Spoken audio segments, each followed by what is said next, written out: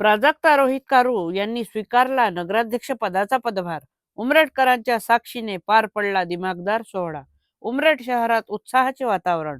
उमरेड शहरासाठी महत्त्वपूर्ण ठरणारा नगराध्यक्ष पदाचा पदग्रहण सोहळा आज पंडित दीनदयाल उपाध्याय नाट्य सभागृह मंगळवारी पेठ येथे अत्यंत उत्साहपूर्ण वातावरणात पार पडला. नवनियुक्त नगराध्यक्षा प्राजक्ता रोहित कारू यांनी उमरेडकरांच्या साक्षीने अधिकृतरित्या पदभार स्वीकारला. या सोहळ्याचे उद्घाटन ज्येष्ठ सनदी अधिकारी व मुख्यमंत्री महाराष्ट्र राज्य यांचे मुख्य आर्थिक सल्लागार श्री प्रवीण सिंग परदेशी यांच्या हस्ते संपन्न झाला.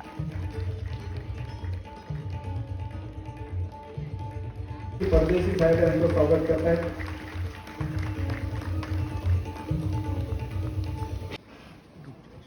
उमरेड शहरातील जनतेने जो या भारतीय जनता पार्टीवरती आणि विविध विकास कामांवरती नेत्यांवरती जो या ठिकाणी विश्वास ठेवलेला आहे, मी भारतीय जनता पार्टी उमरेड शहरच्या वतीने सर्व उमरेडवासियांचे या ठिकाणी हार्दिक आभार करतो.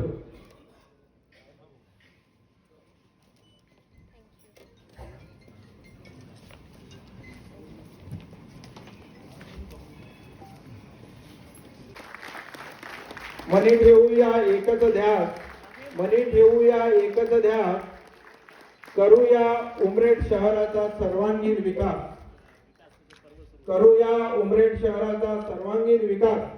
प्राजक्ताताई रोहित कारू यांच्या नेतृत्वात आणि सर्व नेतेकारी रामटेके साहेब यांच्या हस्ते या ठिकाणी पदभार या ठिकाणी प्राजक्ताताई रोहित कारू यांना देण्यात आलेला आहे.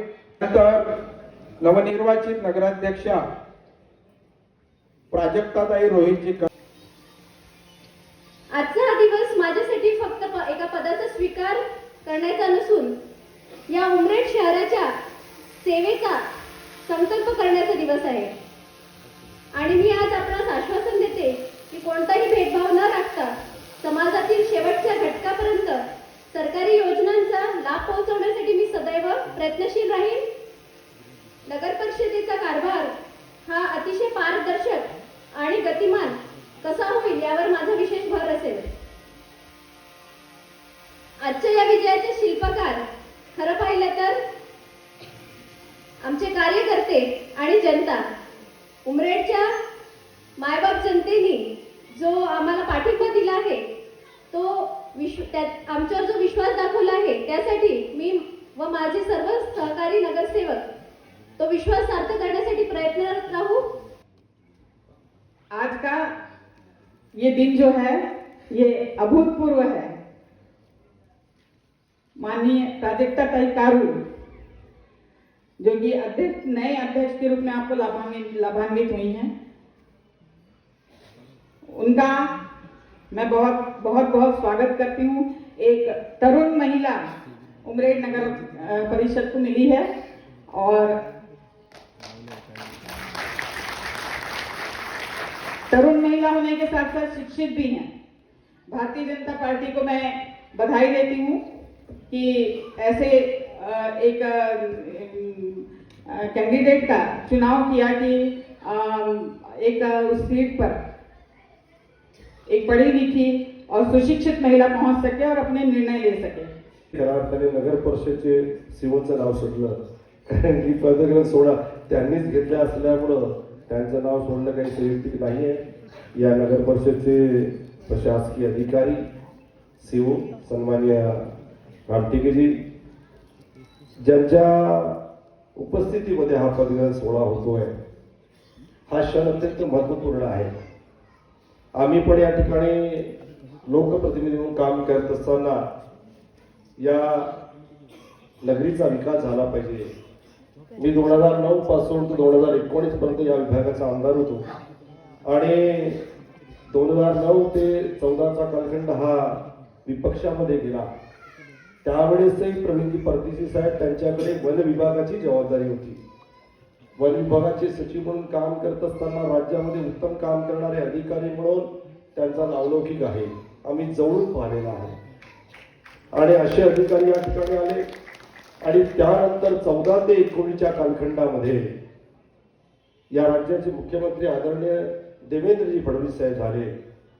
आणि ऊर्जा मंत्री म्हणून आदरणीय बावनकुळे साहेब झाल्यानंतरही त्यावेळेसही सरकारमध्ये खऱ्या अर्थाने मुख्य भूमिका निभवण्याचं काम परदेशी साहेबांनी या राज्यामध्ये केलेलं आहे. प्रदीर्घ अनुभव असलेला व्यक्तिमत्व आपल्याला मिळालेलं आहे. ही तुमच्या आमच्यासाठी खऱ्या अर्थाने गौरवाची गोष्ट आहे. आणि या महाराष्ट्रामध्ये एखाद्या पदग्रहण सोहळ्याला, नगराध्यक्षाच्या सोहळ्याला परदेशी साहेब आले असतील, हा एकमेव सोहळा उमरेडमध्ये होत आहे. त्याचा आज आनंद सगळ्यांना. तर एवढा मोठा एक अधिकारीने उमरेड सारख्या या नगरीमध्ये पदग्रहण सोहळ्याला येणं ही काही साधी बाब नाही. रोहितची मित्रता ही खरी आहे, हे सगळ्यांना जगजाहीर असेल, पण मित्र म्हणून तर आले असतील. पण या सर्व महाराष्ट्राची जबाबदारी असल्यानंतर एका छोट्याशा नगर परिषदमध्ये एवढा मोठा अधिकारी येतो आणि आल्यानंतर या नगरीला बरंच काही देऊन जाणार आहे, यात कुठेही शंका नाही. आमचे 14 लोक निवडून आले, तेरा काही कमी फरकानं पडले, त्याचं दुःख सुद्धा आहे. कारण वाटलं की भीतच्या सामोरं जाऊ, एखाद्या वेळा थोड्याफार कमी मतानं पडलो, पण कुठेही न थकता आमचे 13 लोक परत एकदा काम करणार आणि या नगरीला सामोर नेण्याकरता सर्व लोक एक मताने आम्ही या नगरीला सामोर नेण्याकरता काम करू. एवढ्या मोठ्यानं जिल्ह्यामध्ये 2 नंबरची नगराध्यक्ष जास्त मतांनी निवडून आली, ती आपल्या उमरेडची आमची प्राजक्ताताई गावडे. सर्व लोकांनी अहोरात्र मेहनत घेतली. आपणाला धन्यवाद उमरेडकर. सर्वप्रथम प्रेझेंटेशन सुरू व्हायच्या आधी माझे खूप जवळचे गेस्ट इथे आलेले आहेत, खास ते जयपूरवरून आलेले आहेत, ज्यांची ख्याती पूर्ण भागात टुरिझम एक्सपर्ट म्हणून आहे आणि त्यांनी देशातली पहिली नेचर कन्झर्वन्सी साहेब राजूभाऊ ती आपल्या विधानसभा क्षेत्रात गोठणगावला केलेली आहे. असे त्यांचे संचालक सुनीलजी मेहता साहेब इथे आहेत, तर त्याचं स्वागत मी मयूरजी कातोळे करते अशी त्यांना विनंती करतो.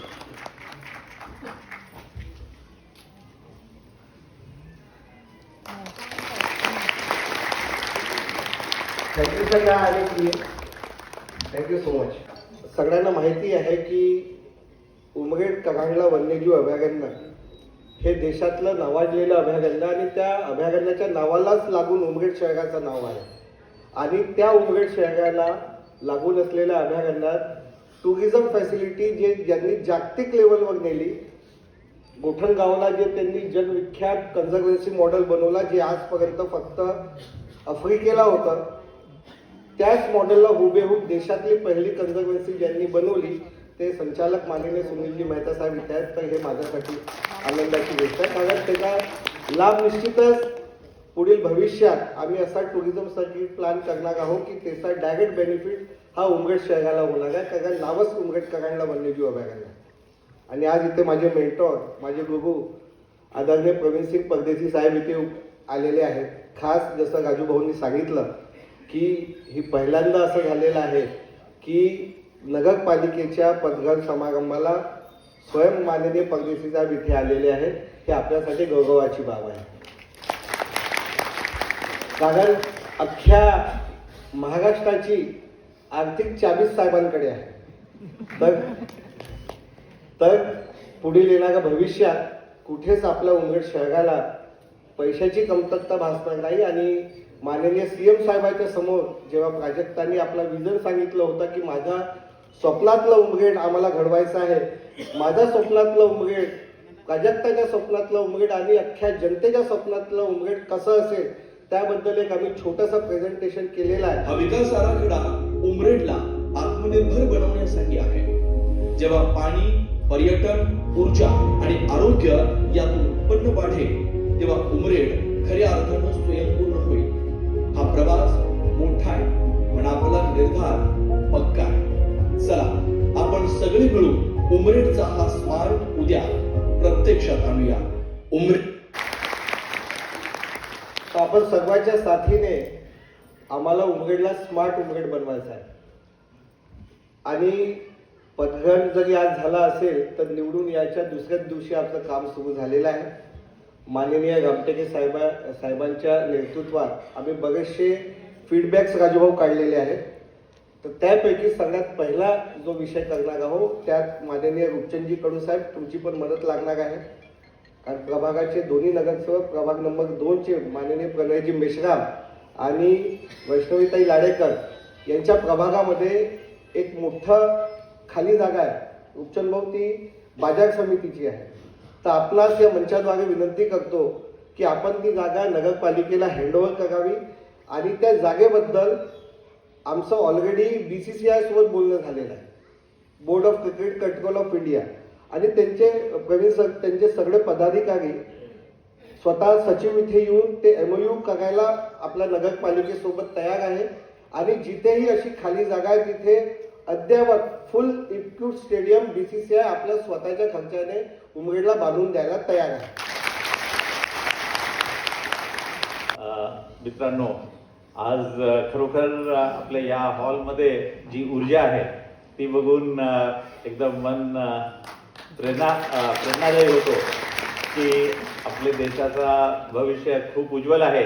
एवढे तरुण नेतृत्व आपले शहरांच्या विकासासाठी पुढे येत आहे. ह्याचं एक खूप चांगलं उदाहरण आहे. खूप पूर्वी महाराष्ट्रामध्ये पारवीजींना माहीत असेल की आपण नगराध्यक्षाचा पद रोटेशनवर करत होतो आणि नगरसेवकांच्या माध्यमातून तो निवडून जायचा आणि नंतर सर्क्युलेटिंग बेसिसवर बिंदू सिस्टम प्रमाणे तो यायचा. तर नगराध्यक्षाला कार्यकाळ कामासाठी नाही मिळायचा आणि कुठलाही देशाचा विकास आपण जर बघितलं तर अमेरिका, रशिया, आता आपल्याला माहित असेल की इंग्लंडचे जे माजी पंतप्रधान होते ते सुद्धा लंडनचे मेयर होते, बोरिस जॉन्सन. तसेच रशियाचे जे अध्यक्ष झालेत येल्सिन ते सुद्धा मॉस्कोचे मेयर होते. तर नेतृत्व निर्माण होण्याचा जो प्रकार आहे तो शहरातून होतो आणि शहरातून जे थेट निवडणूकमधून जेव्हा निवडून येतो तर त्या व्यक्तीला आपल्या शहराबद्दल एक आपुलकी असते आणि ह्या 5 वर्षात भरपूर ऊर्जा की आपण या शहराचं परिवर्तन करू. तर या दृष्टिकोनातून आता रोहितजींनी जे आपल्याला पूर्ण आराखडा सादर केलेला आहे, म्हणजे निवडणूक अजूनपर्यंत संपली पण नाही आणि बरेचसे लोक निवडणूकमध्ये जिंकून आल्यानंतर ते फक्त त्याचा उत्साह मानत आहेत, परंतु त्यांनी ऑलरेडी नियोजन तयार केला आणि हा नियोजन अतिशय मुद्देसूद आहे. म्हणजे ह्याच्यामध्ये कुठलाही मुद्दा असा नाही आहे की जो फक्त आपण हवेमध्ये काहीतरी निर्माण करत आहोत आणि जमिनीवर ते अंमलात आणायला कठीण होईल. तर हे सगळे मुद्दे मला असं वाटतं की पुढील 5 वर्षात तुम्ही इथे अंमलात आणू शकता. आपल्यासमोर खूप मोठी लोकांची जनशक्ती आहे आणि या जनशक्तीचा वापर करून हे सगळे मुद्दे आपण पुढे अंमलात आणू शकता. पहिला मुद्दा ज्याच्यावर आपण लक्ष देऊया पिण्याच्या पाण्याचा. तर पिण्याच्या पाण्याबद्दल आपली योजना आताच आम्ही चर्चा करत होतो, चीफ ऑफिसरच्या सोबत रामटेके त्यांच्यासोबत चर्चा करत होतो की पिण्याचे पाणी टोटल व्हॉल्यूम जो पाणीचा येतो तो पुरेसा आहे, परंतु त्याचं वितरण होत नाही बरोबर. वितरण व्यवस्थामध्ये सुधार करण्याची आवश्यकता आहे.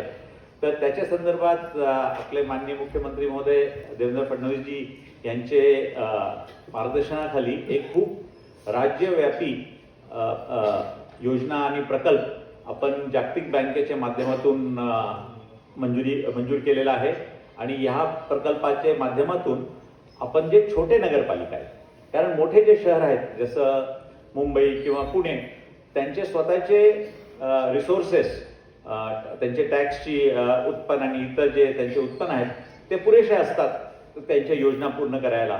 परंतु जे आपले उमरेडसारखी छोटे शहर आहेत इथे मोठ्या प्रमाणावर विकास होत आहे, परंतु उत्पन्नाचे साधन त्या दराने वाढत नाही.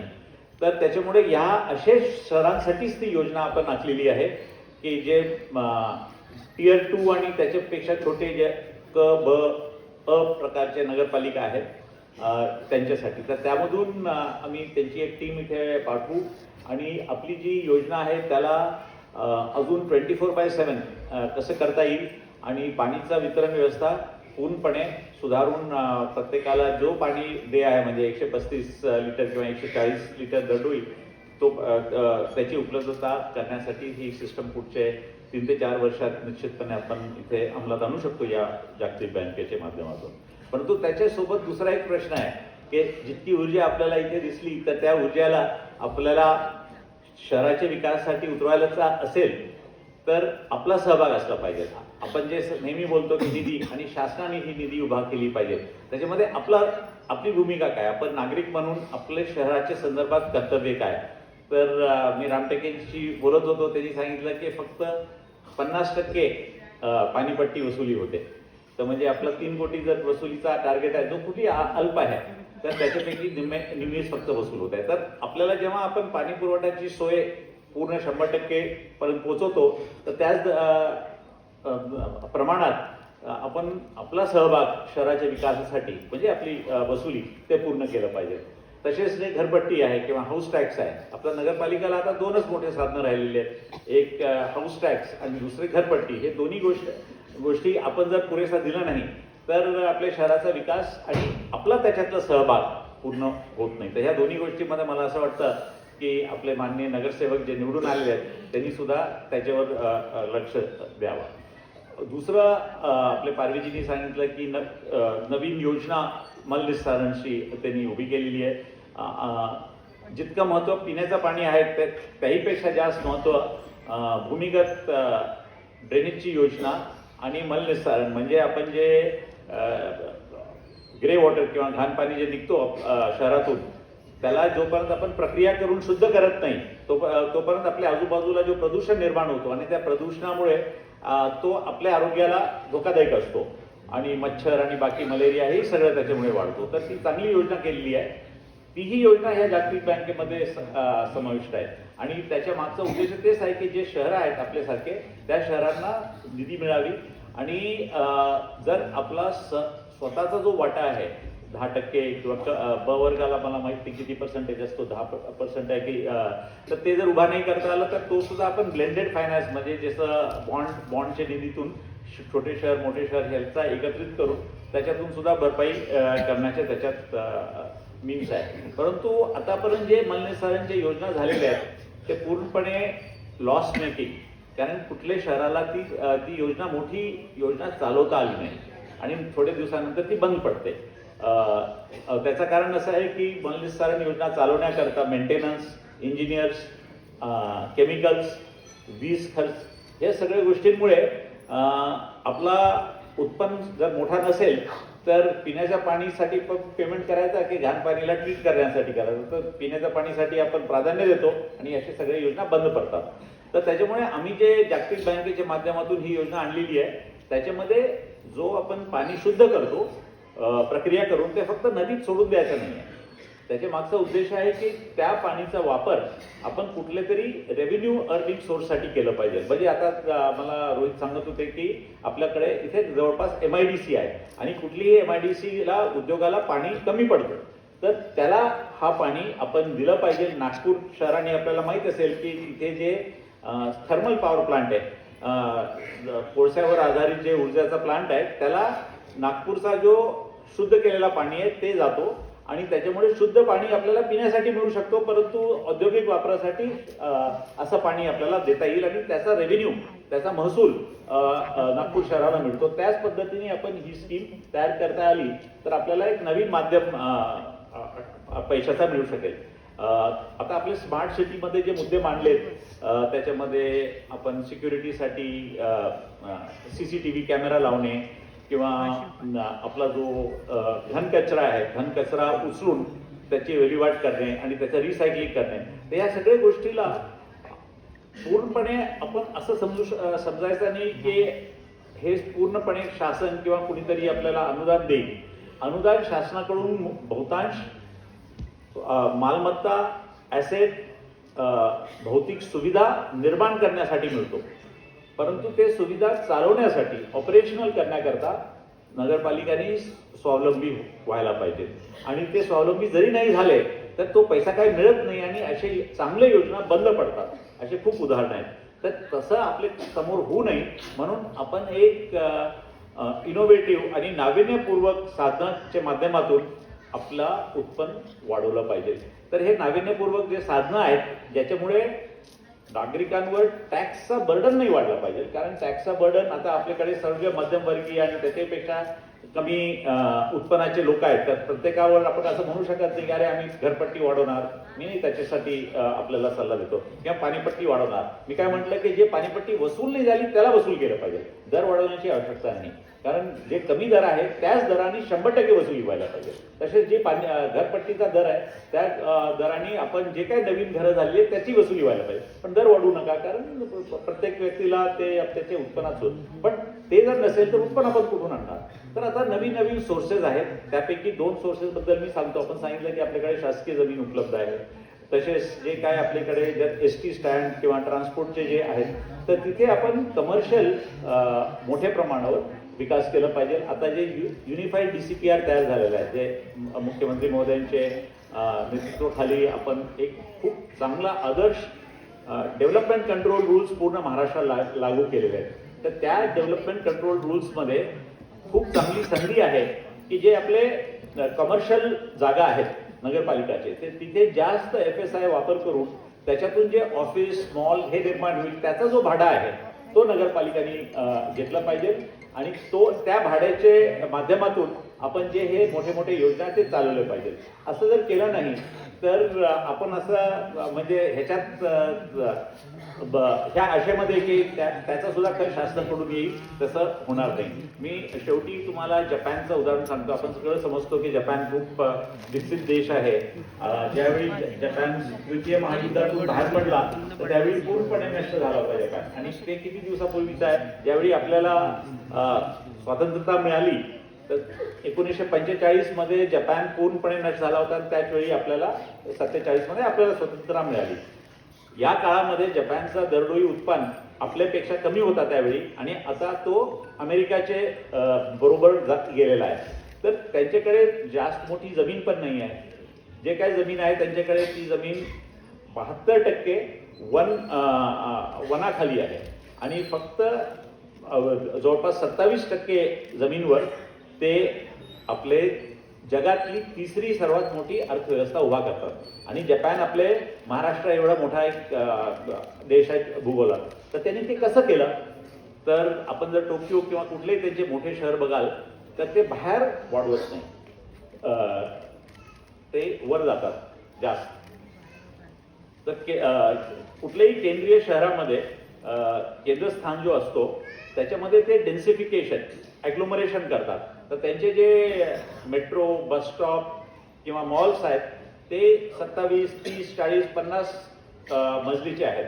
तर सर्वात खाली भूमिगत त्यांची मेट्रो आहे, त्याच्यावर सिटीची आपली बस सर्व्हिस आहे आणि अजून एक लेवलचे खाली ज्या आंतर शहरातून येणारी ट्रेन आहे आणि त्याच्यावर खूप मोठ्या मजल्यावर ऑफिसेस आणि मॉल आहे. आणि त्याचा जो भाडा येतो तो भाडा टोकियो महापालिकेला मिळतो आणि त्या भाड्यातून ते जे काय सर्व्हिसेस आहेत शहराचे त्याच्यामध्ये बस सर्व्हिस आहे इतर आहे ते कमी खर्चात नागरिकांना देतात. म्हणजे नागरिकांना थेट टॅक्सचा बर्डन होत नाही, परंतु जे कमर्शियल ऍक्टिव्हिटी आहे त्याला वाव देऊन तिथून ते उत्पन्न उभा करतात. तर त्या पद्धतीने सुद्धा आपल्याला उमरेडमध्ये काम करता येईल जेणेकरून आपला उत्पन्नाचे साधनं वाढू शकतील. म्हणजे आपले CCTV कॅमेरा आणि सिक्युरिटी इन्फ्रास्ट्रक्चर या सगळ्यांना आपल्याला मेंटेन करता येईल. गार्डन्सचा विषय आहे. आता गार्डन्स मोठ्या प्रमाणावर आपण तयार करतो, पण ज्यावेळी आपण उद्घाटन करतो एवढं सुंदर दिसतात गार्डन. आपण त्या गार्डनला जर 3-4 वर्षानंतर गेलो तर भरपूर त्याची दशा आपल्याला बघवत नाही. तर त्याचं सुद्धा कारण असं असतो की मेंटेनन्स होत नाही आणि मेंटेनन्स करण्याकरता जी निधी लागते ती कुणाला तरी खिशातूनच द्यायला लागते. तर त्याच्यासाठी सुद्धा बरेचसे सोर्सेस आहेत.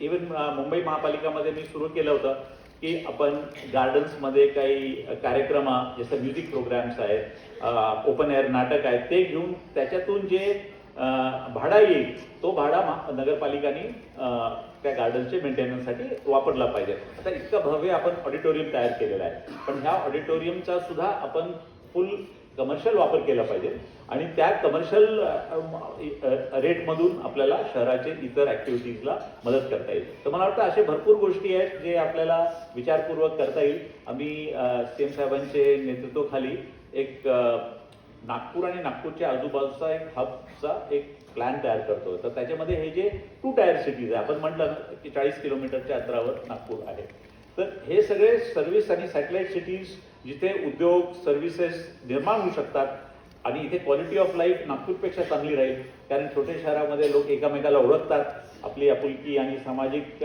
बांधिलकी जास्त असते. मोठ्या शहरामध्ये कुणी कुणाला ओळखत नाही, म्हणून बऱ्याचशा लोकांना छोट्या शहरात राहायला आवडतो, परंतु इथे नागरिक सुविधा नसतात. तर नागरिक सुविधा मोठ्या शहरासारखी, परंतु बांधिलकी आणि सामाजिक एकामेकाशी संबंध ते छोट्या शहराचे, अशा प्रकारचे शहर आपण जर इथे तयार केले तर एक नवीन उदाहरण आपल्यासमोर निर्माण करता येईल. तर मी परत एकदा प्राजक्ताताईंना मनापासून अभिनंदन व्यक्त करतो आणि त्यांची पूर्ण जी टीम आहे म्हणजे नगरसेवकांची आणि महत्त्वाचे आपले चीफ ऑफिसर आणि इंजिनियर्सची, त्यांनाही मनापासून शुभेच्छा व्यक्त करतो की त्यांनी पुढील 5 वर्ष या उमरेडचा पूर्ण परिवर्तन करून एक आदर्श उमरेड आपल्या सर्वांच्या समोर नावा आणि माझ्या वतीने मी सगळे काय सहकार्य निश्चित करू. जय महाराष्ट्र.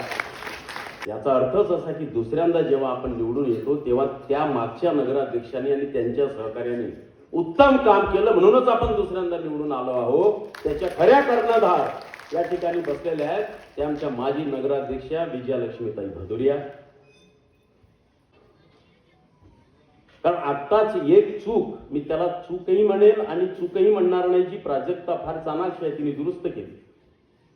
कमी वेळेत कसं भाषण करावं, व्यासपीठावरच्या किती लोकांचे नावं घ्यावं की नाही घ्यावं हा पण एक सिद्धांत आहे. पण प्राजक्ता पहिलं भाषण आहे तुझं आदरणीय नगराध्यक्ष महोदया, आणि त्याच्यामुळे तुम्ही जरी तो कमी वेळेमध्ये, कारण पहिली वेळ आहे भाषण करताना हात थरथरतात आणि म्हणून व्यासपीठावरची नावं घेताना सुरुवात तुम्ही फार शॉर्टमध्ये केली, कारण नगराध्यक्षांनी लवकर बोलायचं असतं तुम्हाला जाणवतं, पण लगेच तुम्ही आपली ती चूक दुरुस्त केली. याबद्दल तुझं पण अभिनंदन, तुमचं पण अभिनंदन केलेलं आहे. आणि म्हणून पुन्हा एकदा या ठिकाणी मी सर्व जे मी या ठिकाणी चित्र बघतो आहे, जे अपक्ष लढले असतील ते या कार्यक्रमात आले, जे विरोधात लढले असतील ते या कार्यक्रमात आलेले आहे, जे आणखी कुठल्या पक्षात लढले असतील ते या कार्यक्रमात आलेले आहे. हीच खरी उमरेडची एकी आहे आणि पुढील काळामध्ये आपण सर्वांनी मिळून आपण हा विकासाचा झेंडा आपल्या खांद्यावर घेऊया. एवढंच मी या ठिकाणी बोलतो. काही बोलताना कुणाला काही रुतलं असेल तसं मी रुतण्याला कधीच बोलत नाही, बोलणारे नाही. याबद्दल मी आपली सर्वांची क्षमा मागतो आणि माझे 2 शब्द संपवतो. जय हिंद, जय भारत. रावसाहेब इथे उपस्थित झाले. त्याचप्रमाणे उमरेड विधानसभा क्षेत्राचे माजी आमदार राजूभाऊ पारवे, सुधीरभाऊ पारवे तसेच सर्व पंचायत उपस्थित मान्यवर इथे उपस्थित झाले. त्याबद्दल सर्वांचे भारतीय जनता पार्टीच्या वतीने खूप खूप आभार. त्यानंतर उपस्थित सर्वांना माझी विनंती